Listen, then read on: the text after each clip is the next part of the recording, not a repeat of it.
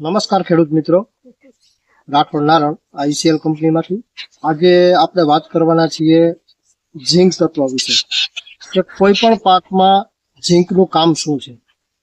તો ધાન્ય વર્ગના પાકો છે જેવા કે ઘઉં છે, જુવાર છે, બાજરી છે, ચોખા છે.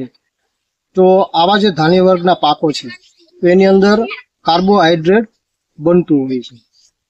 તો જે કાર્બોહાઈડ્રેટ બને છે એના માટે ઝીંક તત્વ છે એક આવશ્યક પોષક તત્વ છે. તો પેલા તો જ્યારે ઝીંકની ઉણપ તમારા પાકની અંદર આવશે ત્યારે મૂળ ઓછા બનશે, ફ્લાવરિંગ ઓછું આવશે. જો કાર્બોહાઈડ્રેટ ઓછું બનશે તેથી ઘઉંના દાણા નાના રહી જશે.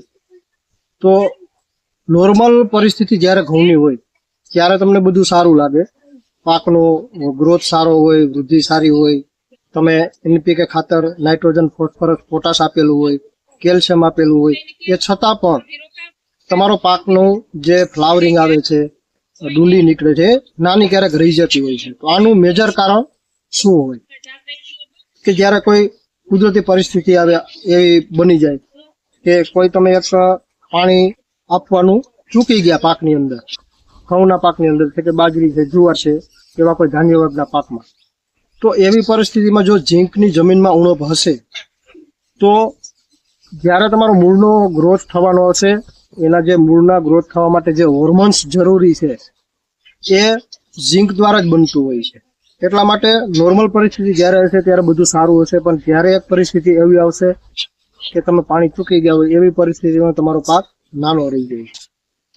તો એવી પરિસ્થિતિમાં શું કરવું? તો એના માટે આઈસીએલ કંપનીનો એક સિલેક્ટેડ ઝીંક આવે છે 12% ચિલેટેડ. એ ઘઉંની અંદર 30 થી 35 દિવસે અથવા તો 25 થી 35 દિવસના ગાળાની અંદર તમે જો સ્પ્રે કરશો તો એનું સારામાં સારું રિઝલ્ટ મળશે. તો ઝીંકની જો તમને ઉણપ કઈ રીતે જોવા મળે, મૂળનો વિકાસ ઓછો થશે, પછી જેના ઝીંકની જો ઉણપ જોવા મળે પાકની તો ફ્લાવરિંગ ઓછું આવશે.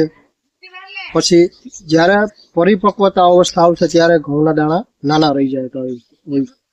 તો આવી જે પરિસ્થિતિનું નિર્માણ ન થાય તો એના માટે આઈસીએલ કંપનીનું જે ચિલેટેડ 12% ઝીંક છે એનો પંપે 10 થી 12 ગ્રામ નાખી અને સ્પ્રે કરવાથી ખૂબ સારું એવું રિઝલ્ટ તમે લઈ શકો છો અને ઘઉંનું જે ઉત્પાદન છે એ વધારી શકો છો, ક્વોલિટી સારામાં સારી બનાવી શકો છો.